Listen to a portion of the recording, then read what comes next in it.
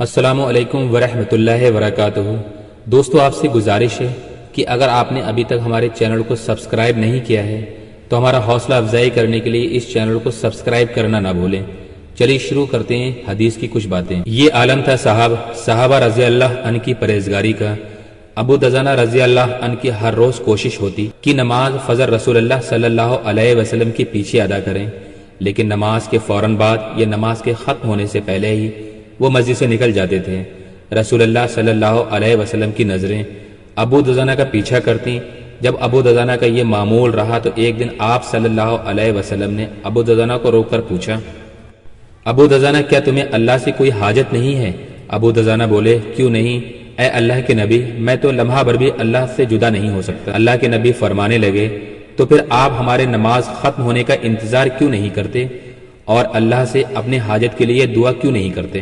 ابو دجانہ کہنے لگے، اے اللہ کے رسول صلی اللہ علیہ وسلم، دراصل اس کا سبب یہ ہے کہ میرے پڑوس میں ایک یہودی رہتا ہے جس کے کھجور کی درخت کی شاخائیں میرے گھر کے صحن میں لٹکی رہتی ہیں، اور جب رات کو ہوا چلتی ہے تو اس کی کھجور ہمارے گھر میں گرتی ہیں۔ میں مسجد سے اس لیے جلدی نکل جاتا ہوں تاکہ ان گری ہوئی کھجوروں کو اپنے خالی پیٹ بچوں کو جاگنے سے پہلے چن کر اس یہودی کو لوٹا دوں، ایسا نہ ہو کہ بچے بھوک کی شدت کی وجہ سے ان کھجوروں کو کھا لیں۔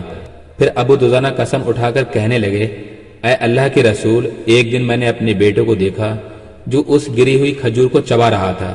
اس سے پہلے وہ اس کے حلق میں جاتا، میں نے اپنی انگلی اس کے حلق میں ڈال کر کھجور کو باہر نکال دیا۔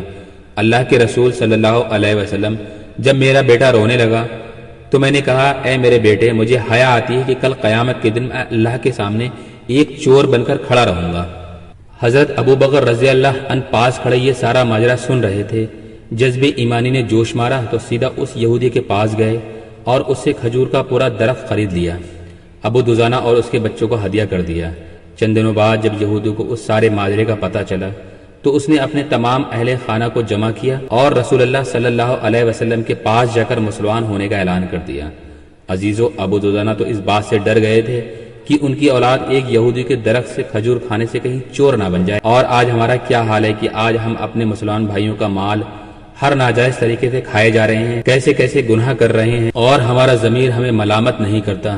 یا اللہ، مجھے اور تمام سننے والوں کو ایماندار بنا اور ہر گناہ سے ہماری حفاظت فرما، آمین ثم آمین۔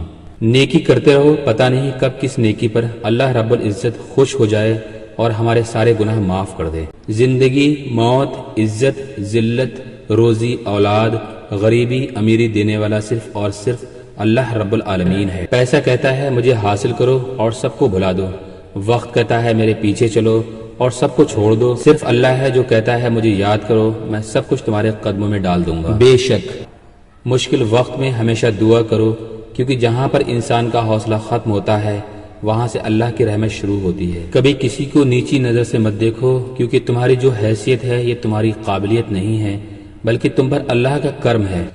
فرشتے اس انسان کے ہاتھوں کو چومنے آتے ہیں جو شخص کسی انسان کی مشکل میں اللہ کی رضا کے لیے مدد کرتا ہے۔ پیسہ کہتا ہے مجھے حاصل کرو اور سب کو بھلا دو، وقت کہتا ہے میرے پیچھے چلو اور سب کو چھوڑ دو، صرف اللہ ہے جو کہتا ہے مجھے یاد کرو، میں سب کچھ تمہارے قدموں میں ڈال دوں گا۔ بے شک اے میرے رب، تو سب کی حفاظت کرنا، جان کسی کی بھی ہو سب کو سلامت رکھنا، درد چھو کر گزر جائے ناسور نہ بننے پائے۔ بیٹی باپ کے لیے رحمت ہوتی ہے، بیوی شوہر کے لیے نفس ایمان ہوتی ہے، اور بچوں کی جنت ماں کے قدموں کے نیچے ہوتی ہے۔